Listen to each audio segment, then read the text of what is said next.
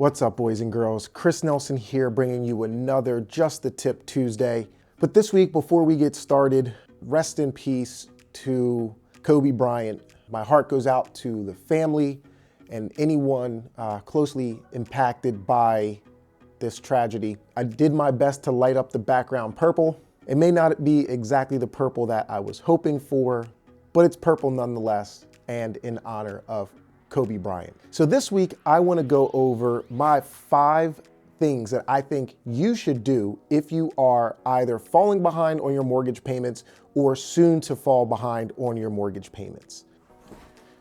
All right, let's stop the video right here because I totally forgot that if you make it to the end, you make it through all 5 of my tips, I have 2 bonus tips for you that I completely forgot to mention.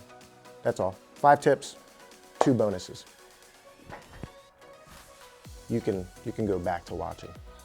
Which brings me to number 1. Don't ignore the situation. Make contact with your loan servicer as soon as possible. This is probably one of the most important things that you can do because, like many life situations, the more time that you have to your advantage, the better. This is something that you want to get in front of. And in my experience, a lot of people do what I refer to as the ostrich effect. They put their head in the sand thinking that they're gonna pick their head up one day and everything is magically going to be better. Well, I hate to break the news to you, but it's not going to change or get better unless you do something about the situation. Although embarrassing and sometimes nerve-wracking, these are things that a majority of us will go through. So don't procrastinate and kick the can. Get in front of it as soon as you can. And if you aren't behind on your payments, but you know that you will be soon, get in front of that, make contact, and find out what options might apply to you. Tip number 2, get help. And by help, I don't mean call your friend who may have gone through a similar situation, because every situation is different. By help, I mean contact an approved HUD housing counselor. They will help you understand your rights and some of the options that might and should apply to you. You'll be surprised the amount of options that are actually out there to help you stay in your home. Banks do not want your property. They are not in the business of selling homes. They are in the business of making money on loans, not selling homes. So please believe me when I tell you that they want you to stay in your home, and they will help you stay in your home so long as they can.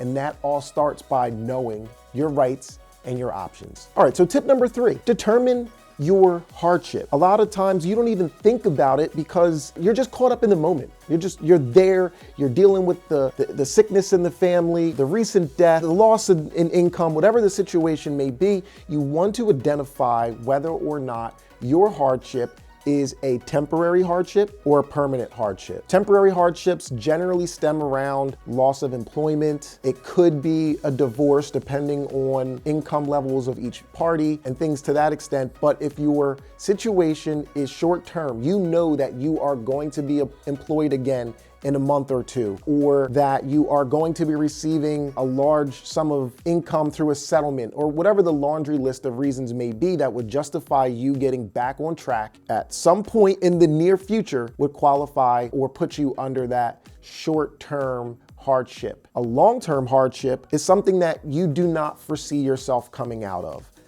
And although grim and disturbing, a lot of times that will boil down to loss of one of the borrowers, death. It may also fall under terminal illness or injury in which one can't return to their everyday work. And the secondary income that is there or might come at some point isn't enough to support the lifestyle and the property.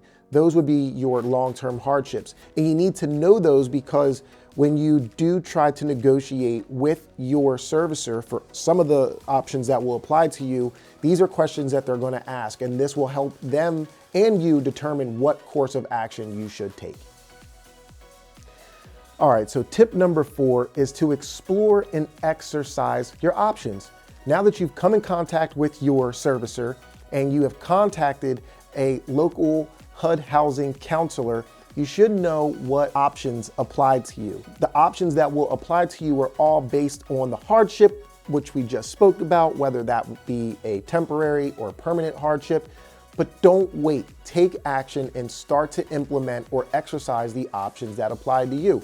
Whether it be a short sale, call a realtor, get that house on the market, get an offer, start negotiations, get the job done. Or if you're gonna do a deed in lieu, now's the time to explore that. A lot of the times your servicer will have you do a short sale or attempt a short sale before a deed in lieu, which is when you give the property back to the servicer. But again, now's the time to figure it out. If your hardship is short term, now's the time to fill out that packet and find out whether or not there is some type of modification or forbearance. A forbearance is when the servicer will take payments that could be missed and attach them to the end of the loan so that you salvage your credit and stay on track. Again, take action now. Number 5.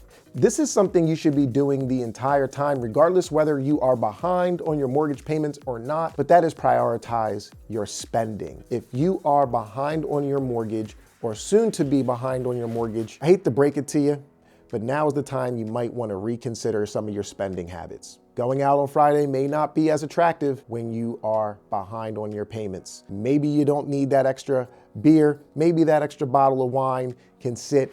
I think you see where I'm going with this, but prioritize your spending, because out of the options that apply to you, most of them are going to boil down to you needing some financial resource at some given time. So prioritize your spending. So there's my top 5 tips to help you stay in your home or avoid foreclosure if you are behind on your mortgage payments. But I have two bonus points that I would like to share with you.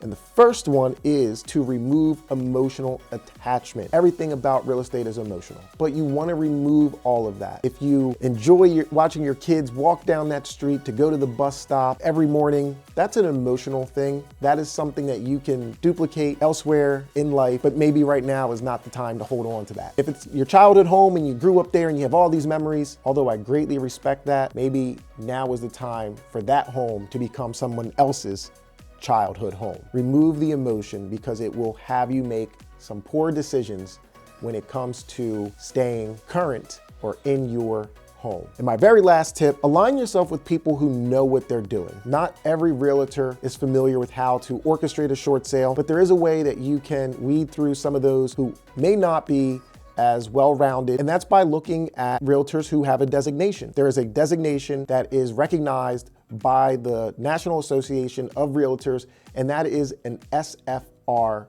designation, short sale foreclosure designation.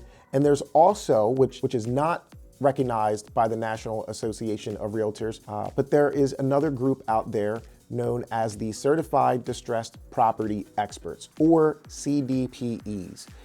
You can go and also look them up. There are websites for both that will help you align yourself with a professional who knows exactly what they're doing. So there you have it. There is my tip for this week. Hopefully you found some value in it. Do me a favor, please like, comment, and or share, because this is one of those tips where people may not ask you for help, but this is information that may be of value to them. With all that being said, tune in next week for the very next Just the Tip Tuesday with Chris. Until then, take care.